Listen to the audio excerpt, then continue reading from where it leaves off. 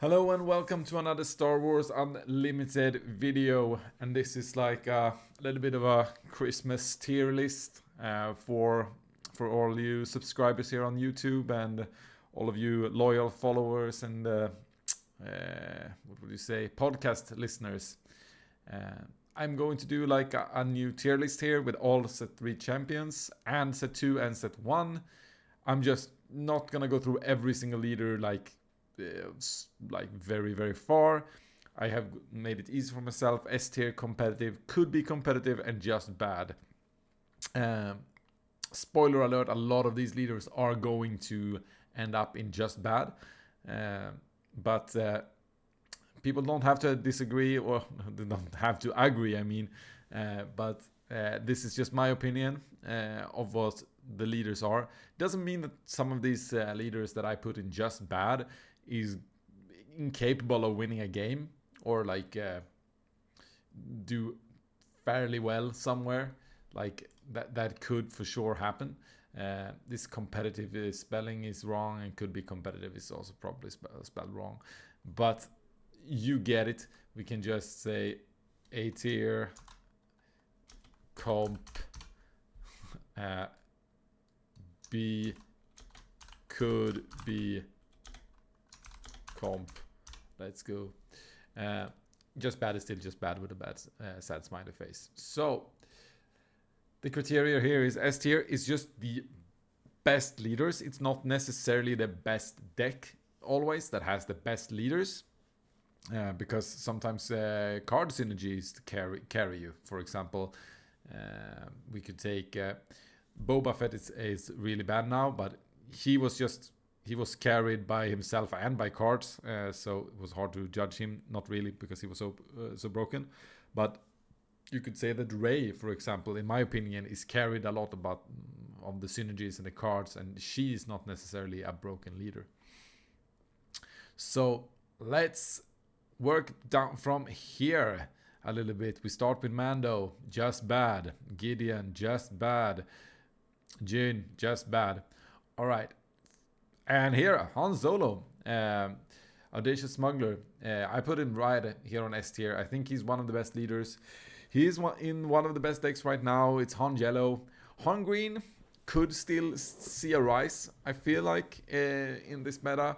I'm not sure if it's gonna happen, but I think this guy is definitely really good. The Swoop Racers also did like a Han Red video where he functions really well. So just this cheating with resources, that are some leaders that are always going to be relevant. So I think he's definitely an S tier leader for me. And Boba would as well been, because he's also cheating with resources. So yeah, he's in one of the most not maybe the most popular deck, but one of the best decks in Han Yellow. It's a very tricky deck to navigate, so it's not weird that it's not that popular, but it's a really strong deck. And Han Green was really strong in set 1, and like could find some legs here. Grand Admiral Thrawn, I'm gonna put him on B, could be competitive. He has a pretty cool ability. He has a pretty nice stat line. Thor did put out a new video with Thrawn Blue, so maybe there is something there. I think he still lacks a little bit of stuff. Boba obviously is banned, so we're not gonna touch him. Sabine Wren, also S tier. Best turn 4 flip in the game. I think we see the Sabine ECL, Sabine Yellow deck still be quite popular and very strong. Sabine ECL is one of the strongest decks in the meta. Her flip and her ability is really crazy, like being in an aggro deck, dealing 1 damage to each base when you don't care about it yourself. That's just so strong. So she's gonna be here. We're gonna order the S tier ones later, I think. Cassian Andor, just bad. IG-88, just bad. Grand Inquisitor, just bad. Vader, I think it's just bad now, in my opinion. Maybe we can put him on low. It could be a competitive, because like in a control deck, maybe you can still play him, but like Bosk is just doing that better. He's just bad until Bosk is banned, I guess, or something like that. Leia, just bad right now. Just a worse Sabine in my opinion. Luke could be competitive. There is this General's Blade stuff. Like, giving shields is pretty good. You can go green with him and ramp, so you get out on turn 5. Like, he has something, but I'm not sure if it's enough really to put him from just bad, but it could be competitive in my opinion. Hera is just bad. I'm sorry, I wanted her to be better, but she's not. Tarkin could be competitive. We see the Tarkin yellow deck from time to time. So I wouldn't claim that he's just a bad leader. He's okay. He's not great though. Palpatine. He has weaknesses. But he has also really huge strengths, which we can see. He consistently pops up and do well in especially European tournaments. I'm still gonna put him on A because his weakness is quite high. Like, Sabine punishes him pretty well, and like, there is some stuff, but he's definitely an A tier leader. He's not necessarily bad or anything. Like, he could be, like, some people would probably put him in S tier, but I won't do that. Chirrut could be competitive. A little bit like with Tarkin. Like, I think Tarkin may be like, could be a little bit better. There is so much removal stuff now, so I think the Chirrut deck is probably maybe just bad, but let's put him in the low end of B. Could be. Chewie, just bad, but fun. Me and Jason is working on a Chewie deck. That could probably be like an okay deck that you can bring to smaller events, not something if you want to win a PQ. Iden, I'm gonna put it on B now. Could be competitive. Like, the blue-black shell, I think there is Kira and Krennic, for example, just better leaders that wants to do quite similar stuff. So, not too hype about Iden anymore, unfortunately. New Palpatine, I'm gonna put him here. He's all about the support around, right? If you can build a good villain slash hero build for him to flip a lot and like do stuff. I don't think he's broken anyway, but like, if you find a good build, like, he's definitely competitive and could maybe jump up to an A at some point, but right now I'm gonna keep him in B here. Quinlan Vos, I was gonna put him on an S tier if I was gonna do this before the set released. He has not really shined through yet, so he's probably gonna be in a lower A tier thing for me. Like, that ping thing wasn't as impactful that I would have thought. It's really good, of course, with Tarkin Town, but there is a lot of leaders that are really good with Tarkin Town, so it's not too crazy. Like, I thought it was gonna be really crazy. I will put Django as a leader as well here. I think he is really, really good, Django. Him and Quinlan. I think I'm gonna put Django above Quinlan because he's done a little bit better. I think he's working like, Quinlan is more overall. I think you can play more overall thing. I think Django is very specific in what he needs. That's why I'm putting him here. He could go past Palp, but I'm gonna put him behind Palp right now. He's more popular though, but I think that's more the cards for him that does it. Krennic is for sure an A tier leader for me, even though he is not at the moment mega played. There is a lot of people playing him in Sweden. The Krennic ECL doing fairly well with it. Sometimes he has some tough matchups, but overall he deploys for 5. He has Restore 2, is a 2/7, and has a passive, basically his ability that like is always online, which is something you need to like consider.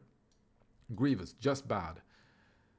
Asajj might be just bad, but I think in certain circumstances she could be okay. She can be around here. Mace, just bad in my opinion. Ahsoka, just bad. Pre Vizsla, just bad. And I guess we put Maul on B, could be good, but that is quite generous. Like, it's only because of his stat line. Something really needs to happen for him to be competitive. He's not right now. I think Wattenboer could also be competitive. Like, he's more interesting to me. in a way. I think his stat line coming out of 5, maybe potentially go wide stuff. I think that is appealing to me. So he could become something. Same for General Rex. Probably a little bit too expensive with the clone thing. Should probably not have been like need to attack before, but maybe could be something. Dooku, like cool exploit thing, could be something. Right now, it's not. Obi-Wan. Maybe could be something if you can build like a really defensive deck, but I am not holding my breath for him. Padme, just bad. Gar Saxon, just bad. Finn, just bad. Kira, A tier together here with Krennic. Depending on the meta, depending on what you face, you can play different. Like if you are going into more like big boy leaders, Kira is your girl. If you want to tackle the aggro decks, I think Krennic is your boy. So it's a little bit what you want or what you're afraid to face. Jabba, just bad. Boba Dynamo can definitely be something at some point. He has a cool ability that buffs on your like keywords, which is pretty good. Lando Calrissian, kind of in the low tier here. Like if there was gonna come more smuggle and stuff, he could become something. I'm not sure that's ever gonna happen, but so he's gonna be there. Bo-Katan Kryze is definitely here. Kylo Ren, somewhere in the B tier, in my opinion. Afra for sure B tier, like high B tier for me, like together with Pulp. She needs more things around her to become. She can become really, really good, really annoying. Like she has, for me, she has potential for sure. She's not there yet, so. But you can be prepared for her to like show up at some point. Bosk for sure S tier for me, even though he does not cheat around with resources. Bounties are really, really good. The bounties that around. The Red Deathmark bounty is really good. Top Target is really good. The Ramp bounty is really good. And the Find 3 costing bounty is really, really good. Even the Yellow Enticing Reward is really good. We haven't just seen a Boss Yellow yet. But so bounties are really, really good. So he has a really nice ability to start proccing them. On top of that, when he flips, he can double claim. That is just disgusting. Completely disgusting. And he is a 4/6 that flips on 5. He's the most overstated right now in the game on his on 5 flip. He is a new new Boba in a sense. Like nobody, like Boba was a 4/7. So this guy, he has some huge like potential claim abilities with the bounties, a big booty to like apply when he hits the board, like a 4/6. This guy has 3/7s, but 4/6 is probably a better stat line. So he can tackle like aggro pretty well as well. Just him as a leader, of course. So this is definitely an S tier for me. Hunter was just bad for me before. He might still be. There is some interesting cool decks that you can do, like Jonah and Fawcett Pontus has been messing around with that a bit. Like, so you could have like a fun, almost competitive deck maybe with it. So, and a lot of these guys are around that level. So I'm gonna put it there. Fennec Shan, I would probably just put in just bad before. Now I'm gonna go B tier, could be competitive because the internet has been going crazy about her because she won a store showdown. Fennec Red. Don't know much more about her at this point when I'm doing this video, so just putting her in B. Maybe probably around up here. She actually won something, so like. I guess like now I'm seeing Iden Blue again here, like Iden here. Like you have to play a double blue basically. Like you don't compete out these two in that color. Hondo, if more smuggle cards were introduced like in later sets, he could become something. He's been like almost around before, so I'm not counting him out. Ray. I think she's around here. She's carried by the cards around her. her flip is too weak for me to put her in like a real in a tier with these guys, like her as a champion. The deck that she is in fights with these guys, but it's not because of her. It's not because of her. Newt. I know too little about Newt, so I'm gonna put him B. Nalase has some cool things. If the more clones and stuff, maybe she could be. Now we have actually 4 really interesting leaders here left. Let's start with Cad Bane. Cad Bane is for me definitely an A tier here. He's not quite S, but he pings around and flops around there with the Underworld thing. Underworld cards are really, really good, so that they help him a lot. And the only thing really holding him back is, well, there's actually 2 things holding him back. It's his, he flips on 6, which is a little bit late compared to like top. Like if you look at these 3, all of these turn flips on 5 because Han can choose to flip on 5 at least. But he also is pretty weak, like 2 8s that becomes a 4 8. Like you can hit him quite hard and not take too much damage back. So he's not that scary always as a flip, even though that 8 health is really, really strong against like takedown or like medium threats, for example. But he's definitely good. Like he uses the McClunky and Underworld package to the best at this moment, and he's at the moment performing better than these things. And I think he's more universal than these 2. So maybe I put him here. Yoda. He is somewhere around here for me as well with Ray, Afra, Palp. I think they might deserve their own tier because they're definitely closer than the others in my opinion. I think he flips too late. That's what I said when they spoiled him. When people thought some people thought it was gonna be crazy good. Like he has a crazy like flip turn. I think his ability that he has is not impactful enough to justify him flipping that late and have like a little bit mediocre stats as well, like 4-9 when you come out as 7. Like that is what would you say, 9 plus 4, it's 13 in stats. Maul is a 6 and 6. Sure, he has a terrible ability, but like and he is a really, really bad leader in my opinion. So why are these in the same tier? That is a good question. I guess because things are around. Let's move Maul here to just bad for now because his ability is so trash. And I am also only talking Premier here. Like in draft, things can be very different. In drafts, things can be very different. Then we have Han Solo worth the risk. I think he's an S tier leader. Right now, it's a Tarkin Town meta. Then he's not that good. But discounting your units, that is just crazy. That's just so good. Playing things on a curve over, like getting a Crate Dragon out an earlier round earlier. Like you always basically have a conditioned ramp. So I think that he is definitely S tier for me. And I think these 4 are the clear S tiers. Here comes my boy Anakin. And like I am a little bit biased. I really, really love this leader. I'm going to put him on S tier. He could also be A tier. I could understand why people do that.